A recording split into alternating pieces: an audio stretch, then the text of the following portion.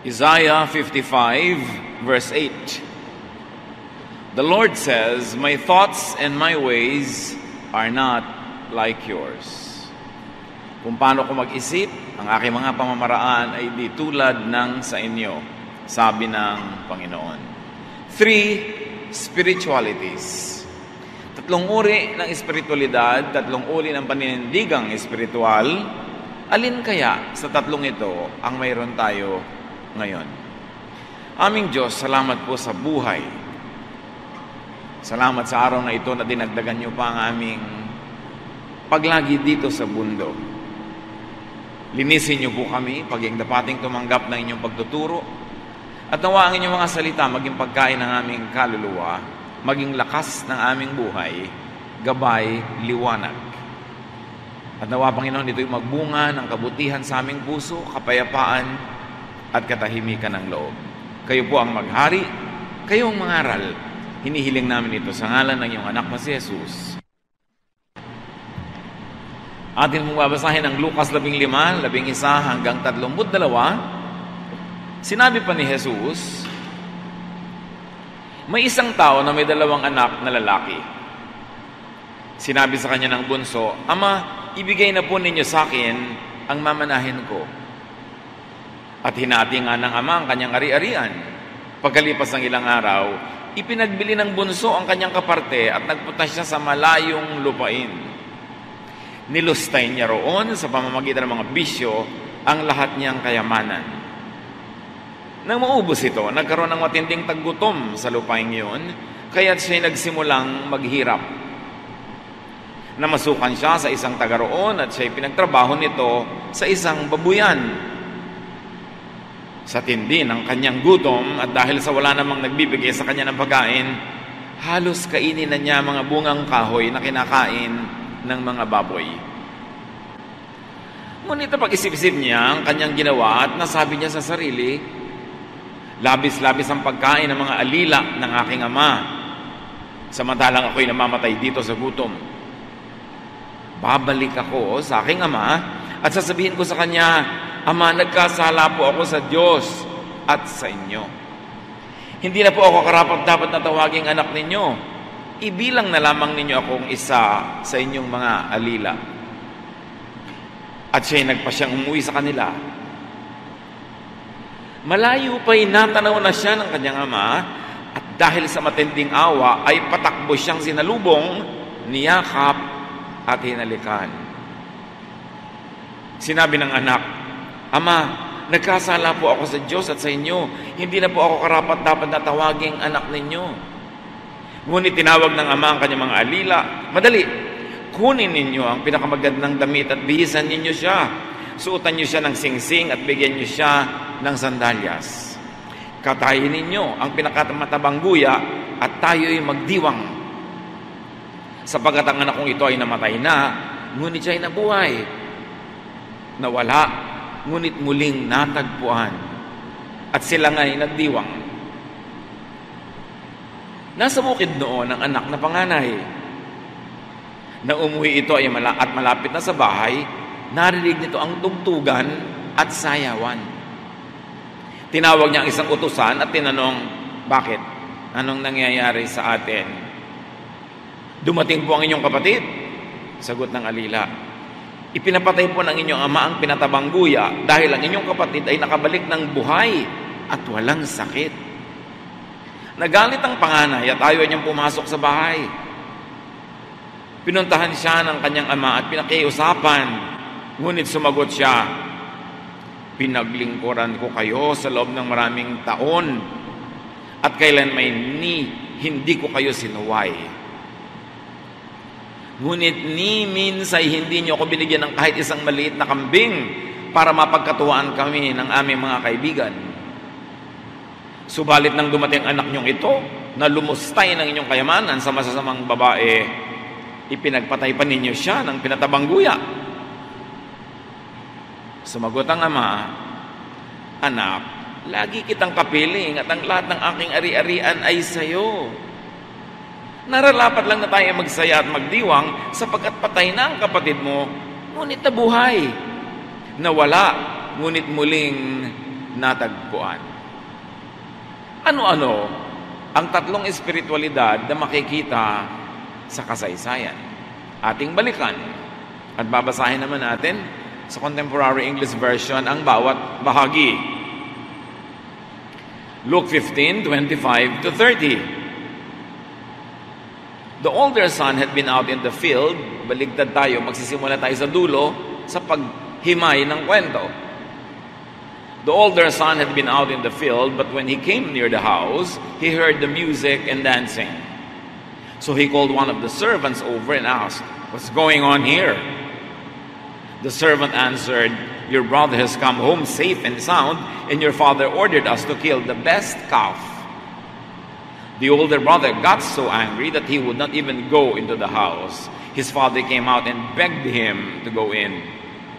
But he said to his father, "For years I have worked for you like a slave and have always obeyed you, but you have never even given me a little goat so that I could have dinner for my friends. The other son of yours wasted your money on prostitutes, and now that he has come home, you ordered the best calf to be killed for a feast." So let us look at the older son's spirituality. And it is based on good works. Yan ang unang-unang katangian ng espiritualidad nung matandang anak, nung panganay. At habang sinusuri natin ito, ay ihambing natin ang ating sariling espiritualidad kung dito ba tayo kasali. The older son's spirituality is based on good works. Yung kanyang mga ginawang mabuti, yung tama niyang ginawa, yung hindi niya maling ginawa, yung kanyang good performance, yung pagtitiis niya, pagtitiis na hindi mag-party, hindi humihingi ng kambing na kakatayin, laging trabaho mula umaga hanggang gabi, hindi umaalis ng bahay, walang bisyo. The older son's spirituality is about always being home and proper, being correct and righteous. It is also about being under the law and being law-abiding. Dapat ganito gagawin mo. Hindi mo dapat gagawin ito. Do's and don'ts. Doon nakabase ang kanyang spiritualidad. And the older son's spirituality is angry. Easily angered by sin, by lawlessness, and injustice. Para siyang galit sa mundo dahil sobra siyang banal. Ayaw niyang marinig yung tugtugan, ayaw niya yung sayawan, ayaw niya ng pagdiriwang, at nagagalit siya sa kasalanan ng kanyang kapatid, nagagalit siya sa kabaitan ng kanyang ama, bakit hindi pinaparusahan ng may kasalanan, bakit ako ang bait-bait, hindi pinipremyuhan, laging ano ang dapat, ano ang marapat na gawin, and everybody is wrong. Sa tingin niya, mali ang kanyang kapatid, at mali rin ang kanyang ama. Siya lang ang tama. Merong ganyang espiritualidad.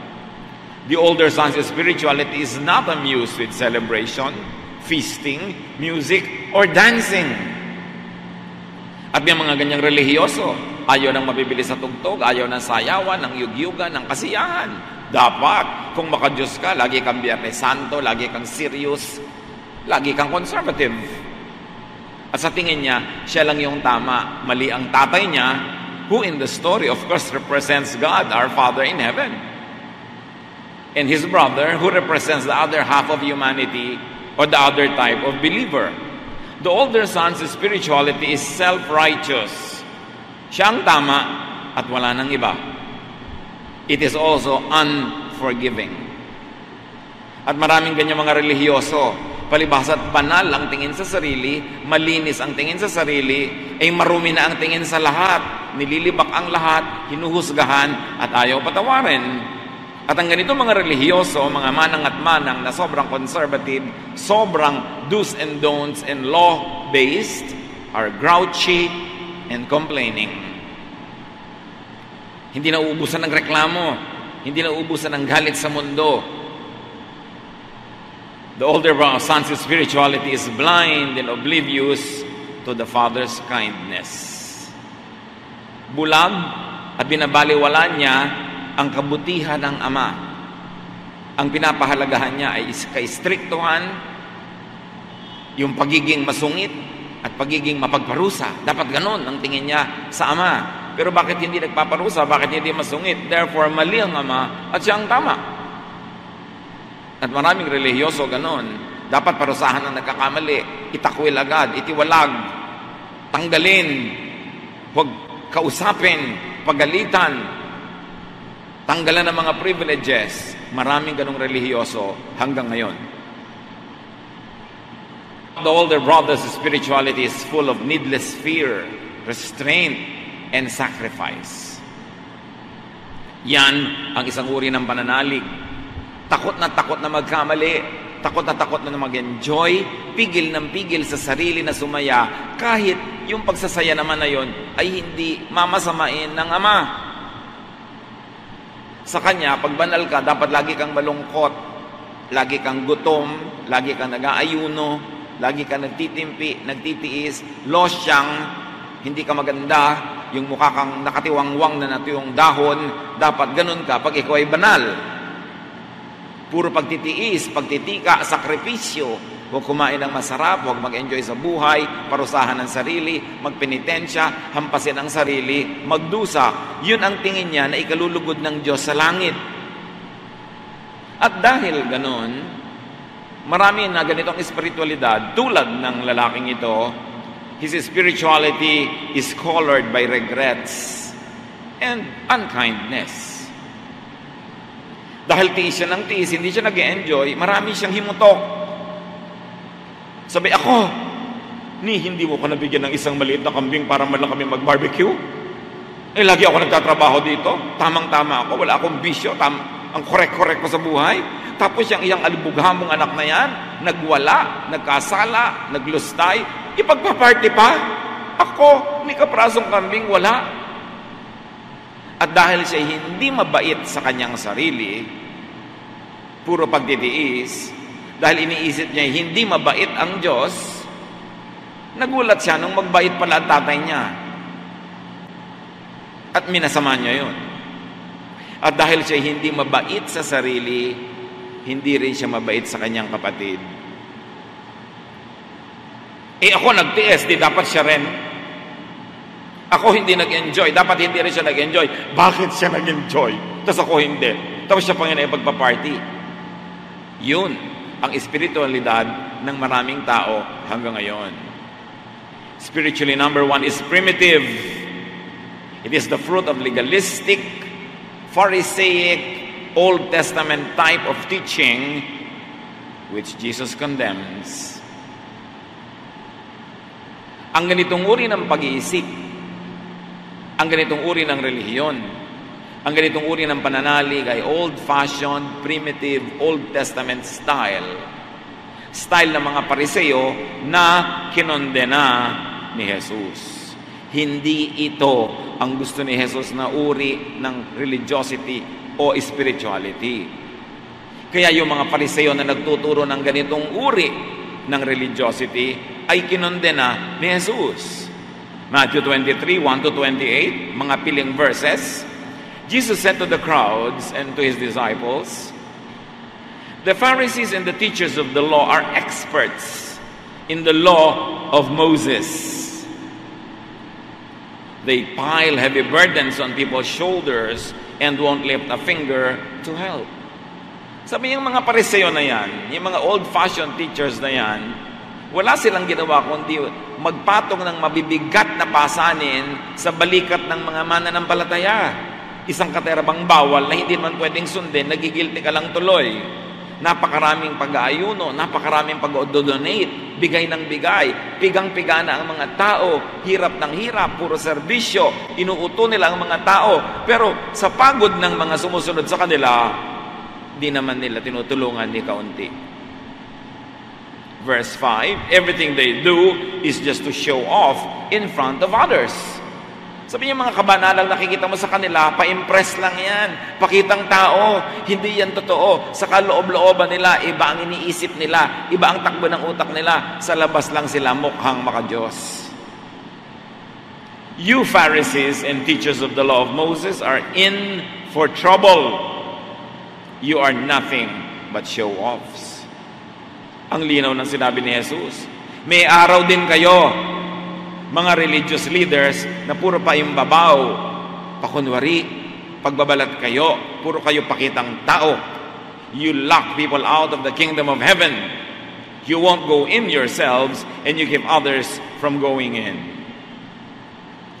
Ang mga nakikinig sa inyo ay hindi nakakapasok sa luwalhati, kapayapaan, pag-ibig at katahimikan ng Ama. Hindi nyo sila tinuturo ang mapanatag ang loob, tinatakot nyo lang lagi. Hindi nyo sila tinuturo ang matahimik, matiwasay, kundi lagi silang nag-aalala. Kaya tuloy lagi silang making up, donating, giving, serving, sacrificing sa takot nila sa Diyos. Bakit nyo sila tinatakot sa Diyos?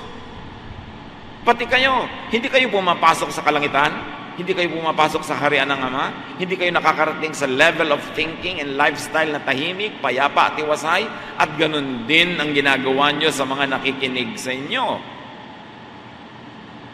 You travel over land and sea to win one follower. And when you have done so, you make that person twice as fit for hell as you are. Pamisyon-misyon pa kayo? Turo-turo, katekismo-katekismo, kulto-kulto, para lang kayo makakuha ng mga mapapapanalig, at pag nanalig sila sa inyo, ginagawa nyo silang doble kasing sama ng mga bagay lamang sa impyerno. Ang dati nilang kasamaan, dinadagdagan nyo pa. Kasi dati na silang masama, ngayon tinuruan nyo pa maging self-righteous, maging judgmental, at maging cruel. Dumoble ang kasamaan nila mula nang nakinig sila sa inyo.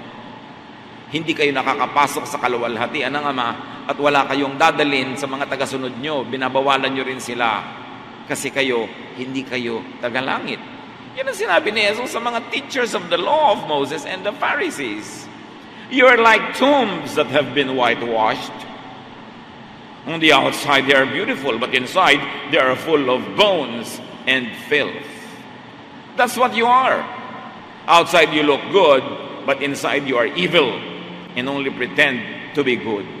Yan ang spirituality number 1. Sa labas mukhang malinis, mukhang makadiyos, mukhang tama, pero ang loob, pangit, marumi, pakunwari, paimbabaw. At yan ang sinabi ni Jesus sa mga nangunguna sa relihiyon nung kanyang panahon. Kawawa ang makikinig sa kanila, maliligaw, mahihirapan, magdurusa, laging matatakot, at hindi mag-e-enjoy ng kabutihan ng Ama sa Langit dahil hinaharang sila ng relihiyon. Even now, many people's spirituality is of this type. So kapatid, test your spirituality. Sino sa atin ang kasama sa group 1? Ang bait-bait, tas isusumbat yung kabaitan niya sa Diyos. Lingkod ng lingkod, tapos nagtatampo pala. Pagka hindi siya pinagpapala. Kunwari, ayaw sa party, masama pala loob dahil hindi siya nakakapag-party. Galit na galit sa mga nag-e-enjoy, sumasayaw, tumutugtog. Yung pala, siya, sikil na sikil ang kalooban. Alam niyo yung mga taong sikil na sikil ang kalooban, timpi ng timpi, itinatatwa at tinatanggi ang tunay na nadarama sa kaibuturan ng kanilang puso. Nagiging mapagkunwari sila at galit sila doon sa mga malaya. Kaya mga super conservative kumisa ng mga manang, galit na galit doon sa mga babaeng medyo liberated, malakas tumawa, kung may kembot, at mukhang nag-e-enjoy sa buhay. Madami doon, inggit lang. Ba't ikaw nag-e-enjoy, ako hindi? Dasal ako ng dasal, makadiyos ako, ayuno ako ng ayuno, tas ikaw ang masaya. Kaya galit sila sa mga tinatawag na makasalanan. Meanwhile, tingnan natin ang spirituality number 2. Luke 15:12. The younger son said to his father, "Give me my share of the property." So the father divided his property between his 2 sons. Hiningi na agad ang mana niya, buhay pa yung ama. The younger son's spirituality is more evolved, it's more developed, but not fully developed. The younger son's spirituality is about entitlement, about rights, about perks. Anak mo ako, therefore akin na ang mana ko. Anak ako ng Diyos, mananampalataya ako, therefore dapat blessed ako. Therefore, dapat dinidinig ang mga dasal ko. Therefore, pag may sakit ako, dapat akong pagalingin at paghimalaan. Entitlement. Sino sa atin ang ganon, na kung mo itinuturing mo ang sarili mong anak ng Diyos, may karapatan ka nang manghingi nito at manghingi nun. Luke 15:13, not long after that, the younger son packed up everything he owned and left for a foreign country where he wasted all his money in wild living. So this is spirituality number 2. Knowing the law, but breaking it. Alam naman niya yung tama at mali. Ang ginagawa niya yung mali. Yung spirituality number 1, alam niya ang tama at mali, sa panglabas, ginagawa niya yung tama, pero sa pangloob, mali rin pala siya.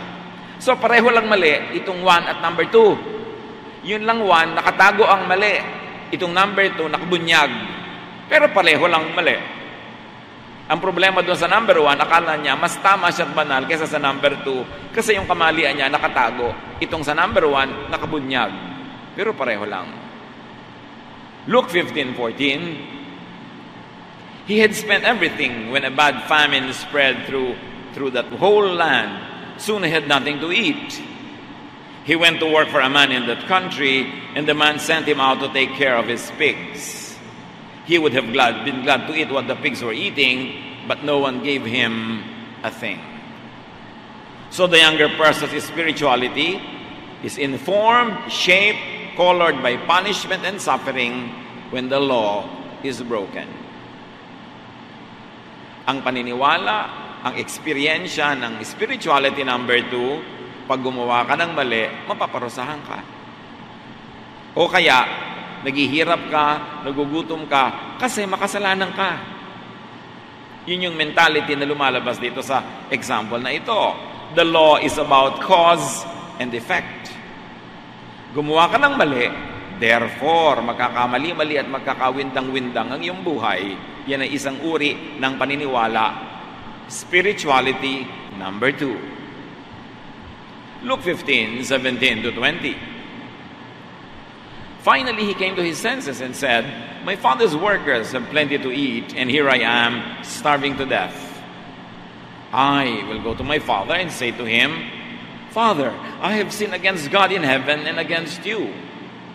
I am no longer good enough to be called your son. Treat me like one of your workers. The younger son got up and started back to his father.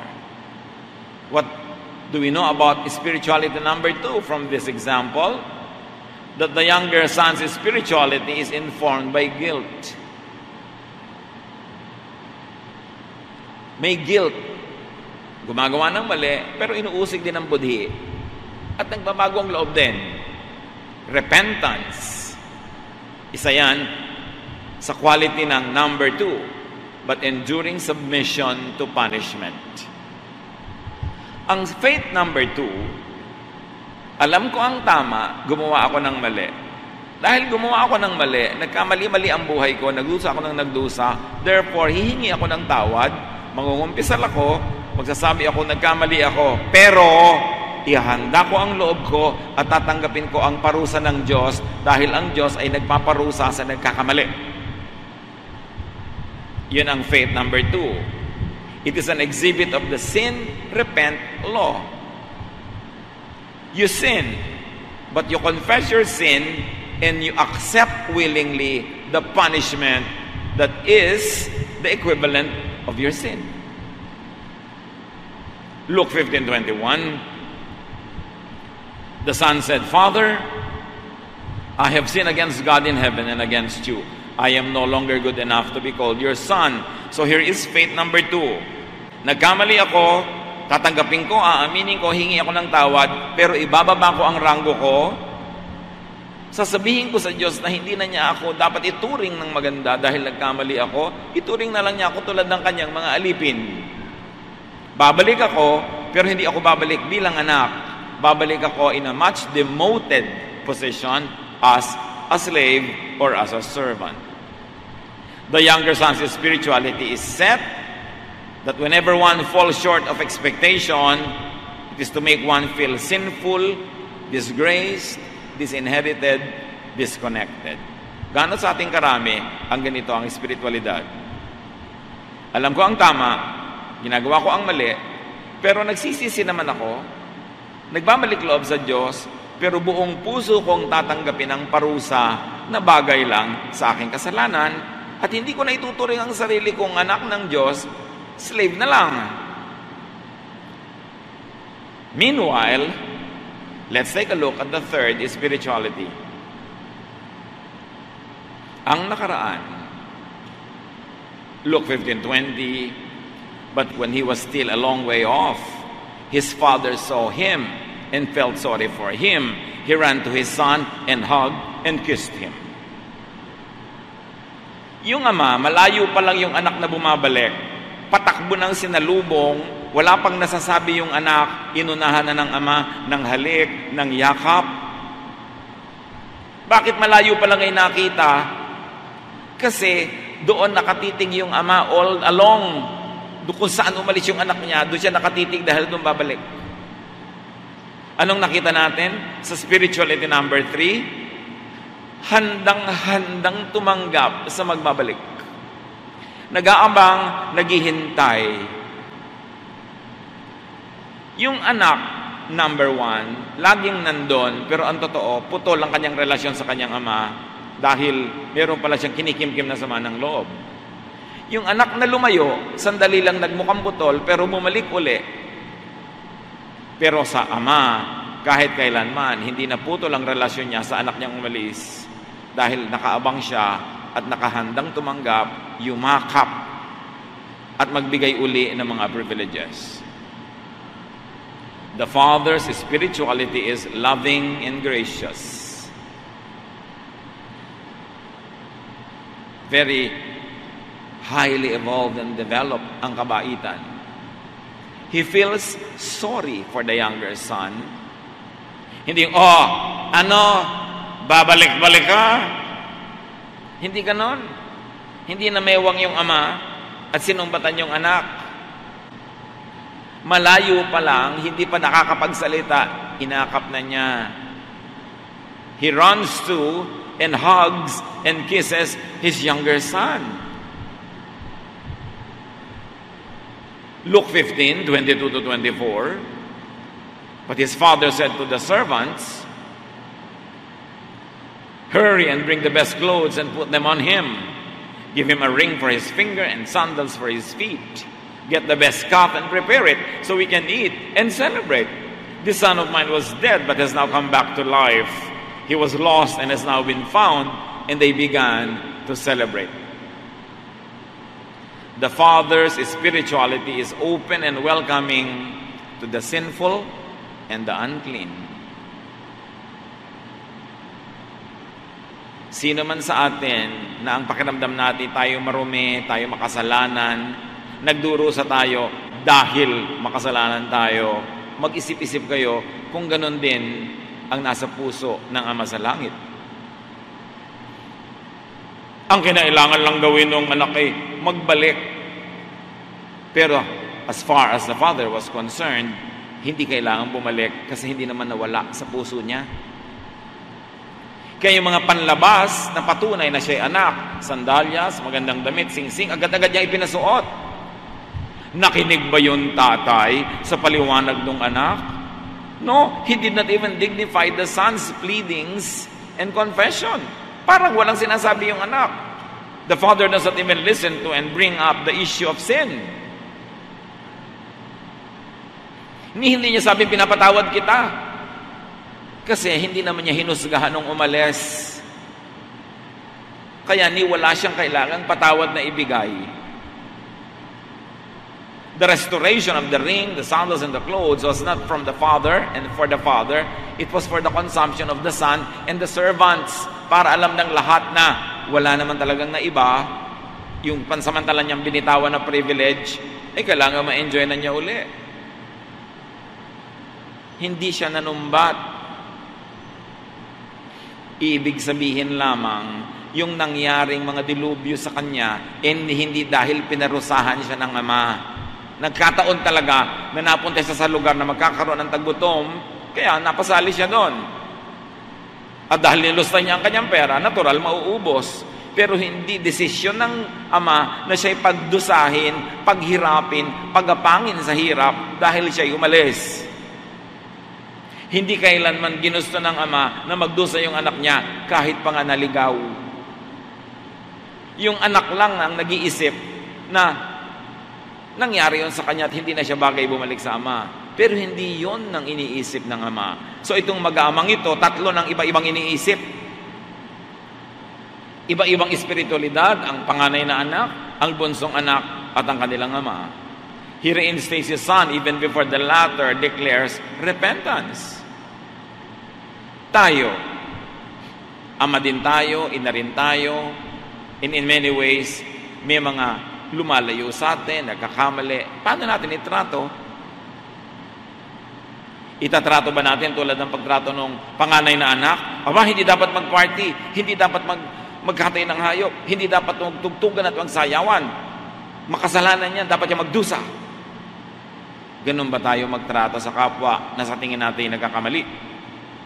O number 2 ba tayo, nagkamali ako, therefore dapat lang ako magdusa, at ang pagdurusa kong ito, pinaparusahan ako, pinapalo ako ng Diyos. Yung bang yung pananalig? O yung number 3, yung sa ama? Aba anak, hindi kita pinaghirap, nangyari lang talaga na inubos mo ang pera mo, di naghirap ka. Hindi kita ginutom, nagpunta ka kasi sa isang bayan na nagkakaroon ng tagutom. Wala akong masamang layunin para sa'yo. Hindi kita gustong parusahan, hindi kita gustong pahirapan. Kaya dumadating ka pala nga, hindi ka pa humihingi ng tawad, niyakap na kita, pinabihisan na kita. Yun ang ating Ama sa langit. Kilala ba natin siya? Anong Ama sa langit ang ipinapakilala natin sa kapwa natin? Ayan, nagkakasala ka, pinaparusahan ka ng Diyos. Para yatang misrepresentation yan. Siguro ikaw, gusto mo siyang parusahan, tapos pinagmumukha mong Diyos na nagpaparusa. Kung ikaw ang Diyos, paparusahan mo siya, pero hindi ikaw ang Diyos. Salamat na lang. Tuwing may naghihirap, sister, may sakit ka kasi makasalanan ka. Maraming ganon. May lalaki pang Biblia, ang daladala ng laking Biblia. Pag dumating sa bahay mo, judgment ang ibibigay sa'yo. Siguro kaya ka nagkakasakit dahil makasalanan ka. Anong tingin mo sa Diyos? Hindi ito ang ipinakilala sa atin ni Jesus sa kwento na ito. Of course, yung tatay dito, kinatawan ng Diyos. At nagkaroon ng malaking kasiyahan. Because fellowship with God is usually depicted as a glorious feast and celebration. The Father's spirituality is restorative. Bumubuo, hindi sumisira. Nagbabalik sa dating magandang kalagayan, hindi nagde-demote. He restores the relationship and all its perks. And the Father's spirituality is celebratory. Mapagsaya. Nakita niyo sa kwento ni Jesus, dahil may bumalik na anak, natuwa ang ama, celebration, kainan, sayawan, tugtugan. Tapos may mga conservative Christian magsasabi, bakit kayo sumasayaw sa church nyo? Ano kayo, kabaret? Uy, son number 1 yan. Panganay na anak yan. Ayaw ng tugtog, ayaw ng sayaw. Yan yung anak number 1. Pero ang ama, nagpatugtog, nagpasayaw, naghanda. Because we should celebrate our relationship with our Father in heaven. Dapat masaya. Dapat maraming kumakain, may tugtugan, may sayawan. Hindi yun masama. Ang nagpasama doon, yung faith nung panganay na anak. At ngayon, even among Christians, maraming katulad ng panganay na anak. Bawal sumaya, bawal ang tambol, bawal ang tugtog, bawat ang mga kultura ng katutubo. Dapat kultura lang ng mga Western missionaries. Dapat ang tugtog lang, organ. Sino may sabi noon? Son number 1. Gusto nyo ba siya? Kasali ba kayo sa kanya? So balikan pa natin ang nakaraan. Matapos magreklamo yung son number 1, Luke 15:31-32, his father replied, "My son, you are always with me, and everything I have is yours." Kasi sabi ng anak, hindi nyo man ako binigyan kahit maliit na kambing para makapag-barbecue kami ng mga kaibigan ko. So, nandito ako lagi, hindi man ako nag-enjoy. Sabi ng anak, tatay, problema mo yan. Bakit? Nawala ka ba dito? Di ba lagi kang nandito? Lahat naman ng ari-arian ko, sa'yo rin. Yung kapatid mo nga, humingi, binigyan ko. Eh, ikaw, ba't di ka humingi? Ba't hindi ka nag-enjoy? Nagtiis ka ng nagtiis, tapos ngayon susumbat mo sa akin. Hindi mo pinag-enjoy ang sarili mo. Puro katimpi. Pagkatapos ngayon, masama pala loob mo. Sinong may kasalanan? Ikaw. You have always been with me. Why did you not decide to enjoy your life? Verse 32, but we should be glad and celebrate. Your brother was dead, but he is now alive. He was lost and has now been found. Kung ang Diyos ay yung panganay na kapatid, lahat ng tao pupunta sa impyerno. Kung ang Diyos ay yung panganay na kapatid, lahat na nagkakamali, paparusahan, uusigin. Salamat na lang, hindi siya ang Diyos.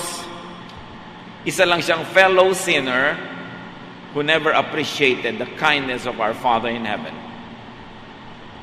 At salamat ang Diyos ay yung Ama. Mapagpatawad, mabait, walang hanggan ang pag-ibig. The Father's spirituality is undiscriminating. Walang pinipili. Sasabihin ng ipapaborito ba niya yung son number 2 o number 1? Pareho niya mahal. Kaya lang, yung bunsong anak, mas nag-enjoy ng pagmamahal ng ama. Kasi, mas hindi niya itinago ang tunay niyang niloloob. Mas nakita niya tuloy kung gaano siya katalaga kamahal. Yung isa, panggap na siya proper and correct and good, kaya hindi niya naramdaman kung paano magmahal ng ama kahit hindi siya laging perfect. Nag-pretend siyang laging perfect. Nakaka-stress yun, nakakapagod yun. Yung isa, yung ang totoo sa kanyang sarili, inilabas niya at nalaman niyang sa kabila ng lahat, mahal pa rin siya. Pareho silang mahal, pero mas nag-enjoy yung isang naging totoo sa sarili. Nagpakatotoo.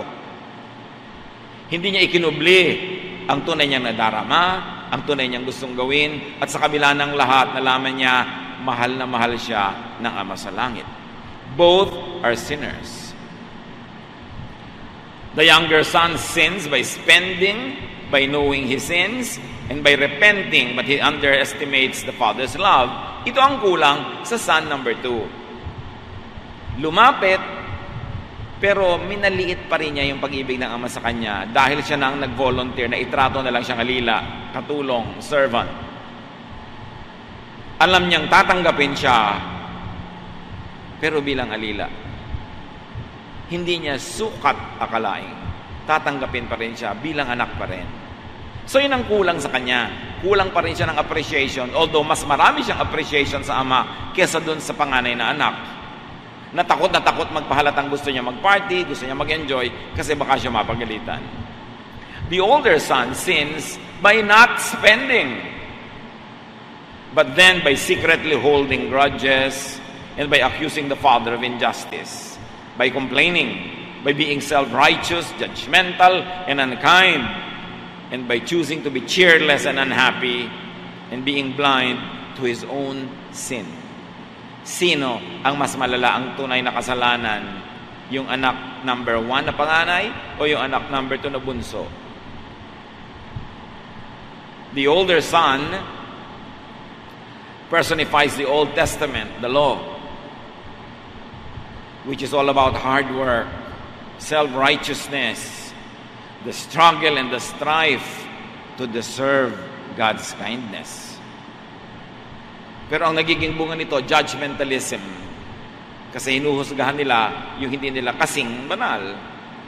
Itinataas, pinupuno ang sarili sa sariling sikap.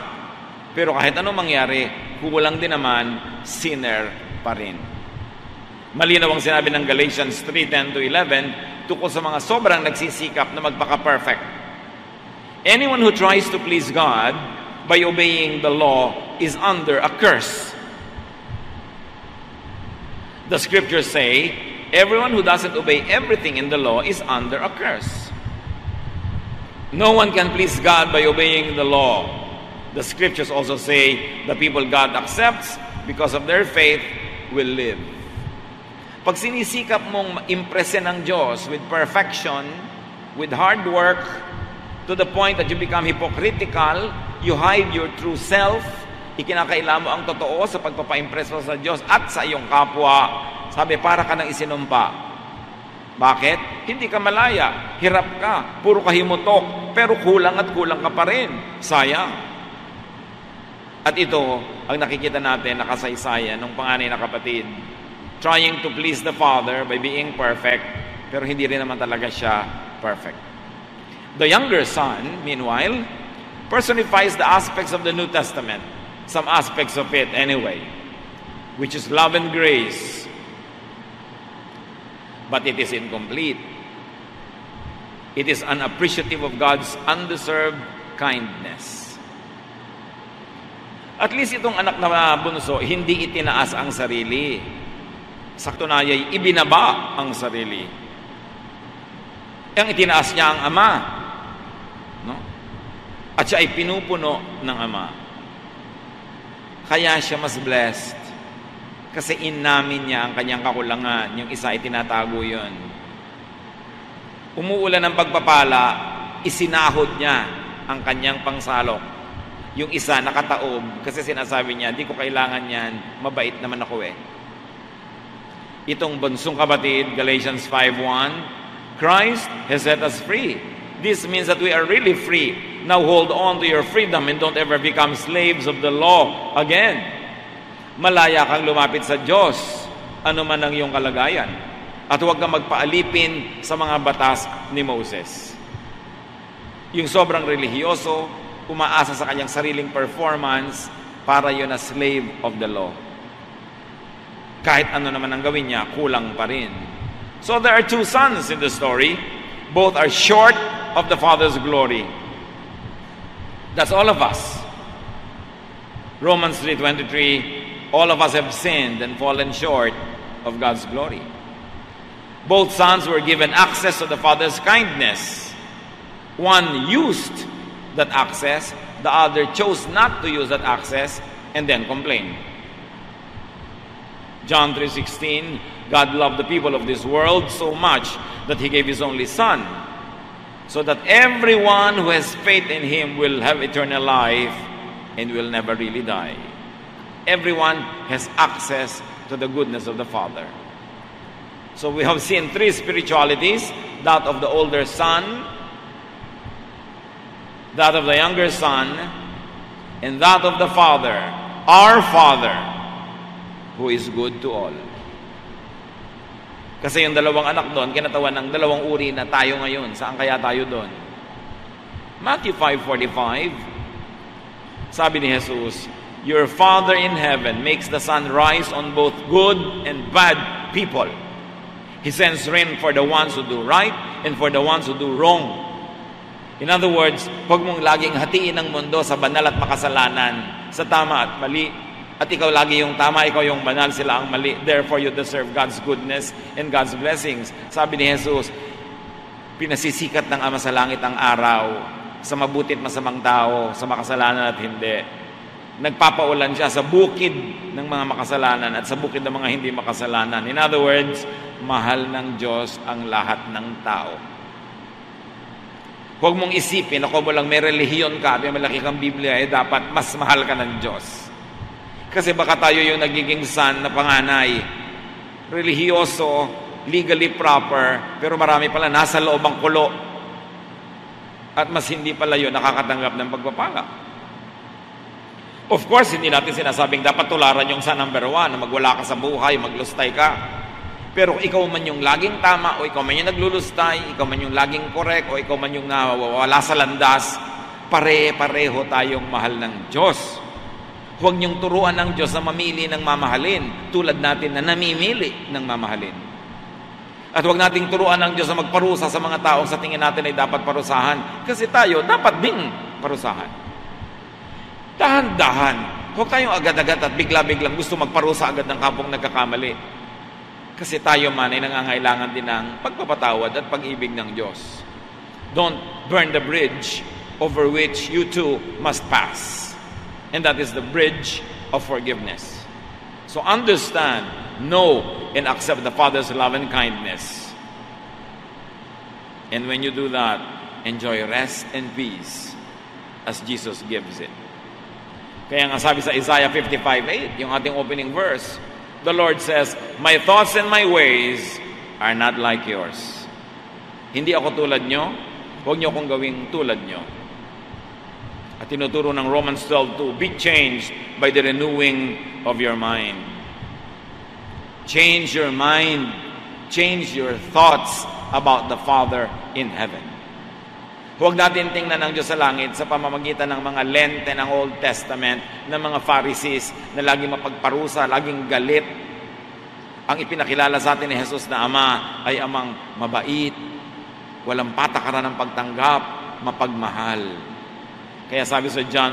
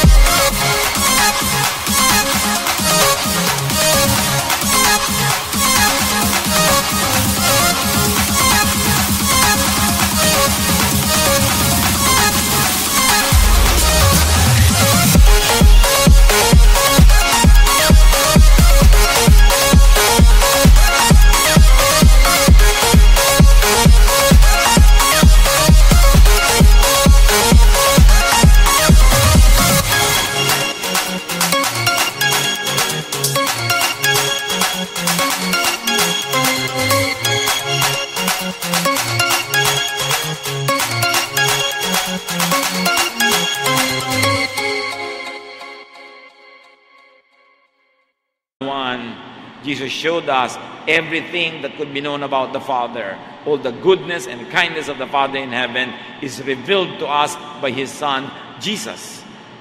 So yung pagpapakilala ni Jesus sa Ama ang pakinggan natin, hindi yung pagpapakilala ng mga propeta, ng mga teachers of the law, ng mga Pharisees, ng mga conservative at mga mahihigpit ng mga religious leaders. Tingnan natin yung pagpapakilala ni Jesus dahil siya ang anak ng Diyos na isinugo para buuin at itama ang pagpapakilala sa Ama. Romans 6:14, sabi ni Paul, don't let sin keep ruling your lives.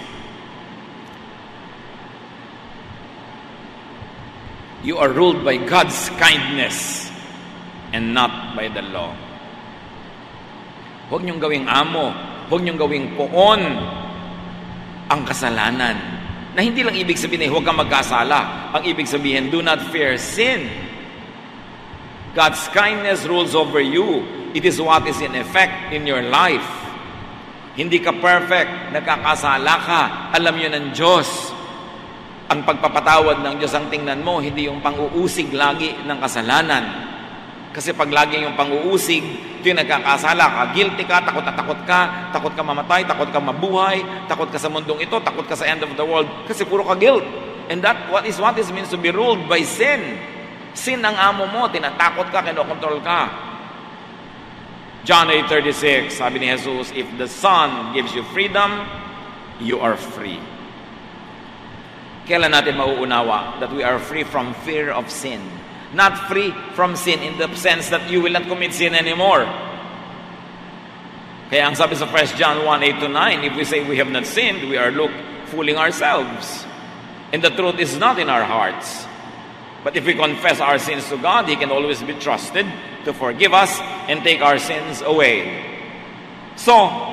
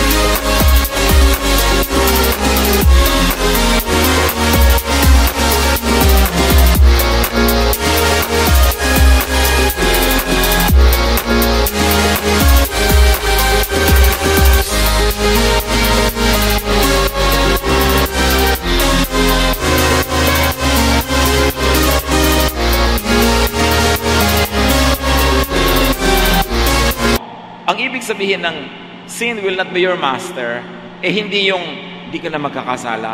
Magkakasala ka pa rin, kaya nga may 1 John 1:9, hindi ka pa complete, hindi ka pa perfect. Ang ibig sabihin ng sin will not be your master is, huwag kang laging matakot sa kasalanan. Una, huwag mong gawin.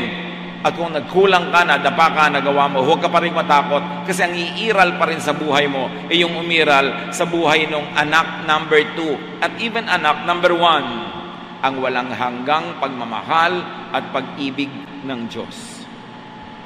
Hindi ka dapat matakot sa Diyos. Ang laging itinuturo mga reliyoso, matakot ka sa Diyos. Hindi yan ang tinuro ni Jesus. Bakit ka matatakot sa Diyos? Diyos yun. Mahal niya tayo, ama niya tayo. Alam niyo ba na maraming pamilya, sobrang takot ang anak sa magulang, lalo sa ama, hindi tuloy na de-develop ang kanilang relasyon. Hindi tuloy nasasabihin ng anak yung tatay na I love you, hindi rin masabi ng tatay na anak, mahal kita. Hindi mayakap yung anak, hindi sila makapaglabing-labing kasi takot ang umiiral.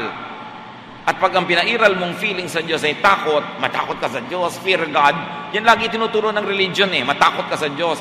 Ang religion kasi, ang lagi tinuturo, manakot ng manakot. Kasi ang takot, malaki mag-donate. Pampatanggal ng takot, pampatanggal ng guilt. Pero ang itinuro ni Jesus is not that. Say, love God with all your heart, with all your soul, with all your mind. Because God loves you too. Freedom, not from being sinless, but freedom from worry, from fear, and freedom from fear of not being perfect. Kaya si Jesus, sabi niya, pagpapahingahin ko kayo. Saan kayo mapapahinga? Sa takot, sa guilt, sa self-judgment, and judgment of others. Kasi pag alam mong mahal ka ng Diyos, tinatanggap ka tulad ng ama sa kwento, mapapahinga ka. Kahit nasaan kang kalagayan. Kahit ikaw yung anak number 1 o ikaw yung anak number 2. Hindi ito lisensya na magkasala, hindi ito lisensya na mabuhay ng nagwawala.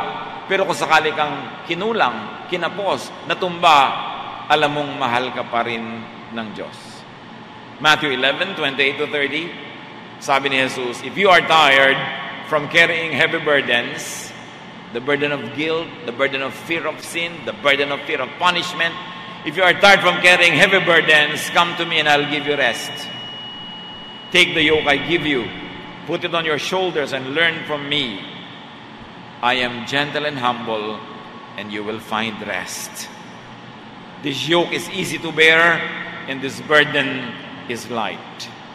Ang spirituality number 3 ng Ama, yun din ang spirituality ni Jesus, and that spirituality is easy and light. Ang tunay na pagiging makadiyos ay magaan, hindi mahirap dalhin. Nakakapagpahinga, hindi nakakapagod tulad ng maraming religious activities, nakakapagod. Ito'y nakakapagpapayapa at nakakapagtanggal ng takot. Ito ang bigay ng Ama sa pamamagitan ni Jesus. Nilinaw dahil sa maraming gulo at dilim na ibinigay ng relihiyon ng libu-libong taon. Ang imahe ng Diyos na nilikha ng religiyon ay Diyos na galit, Diyos na mapaghiganti, Diyos na hindi mabait. Yun ay itinama ni Jesus. At dapat itama na natin ang ating pananaw so we can also rest and we can allow our brothers and sisters to also rest. Tanggapin natin ang pagtanggap, pagmamahal, pagpapatawad ng Ama at ibigay din natin yun sa ating mga kapatid. That is the only way to have rest in our soul. Dear God, we thank you that you are so kind and you are so good. Salamat yung hindi panganay na anak ng Diyos kundi kayo. Salamat din hindi yung bunsong anak kundi kayo. Turuan niyo kung sino kami sa dalawang anak na ito o kung paano pinaghalo-halo ang dalawang ito sa aming pagkatao. Ituwid namin ang pananaw namin sa inyo na pag-ibig, hindi takot ang umiral. At ang lagi namin maalala sa inyo ay inyong pagtanggap, hindi ang pagtatakwil, ang inyong pagbibigay ng kabutihan at kapahingahan, hindi parusa. Pagbulay-bulayan natin ito mga kapatid at ipamuhay sa ilang saglit, manahimik sa presensya ng Diyos at dinggin ang kanyang tinig.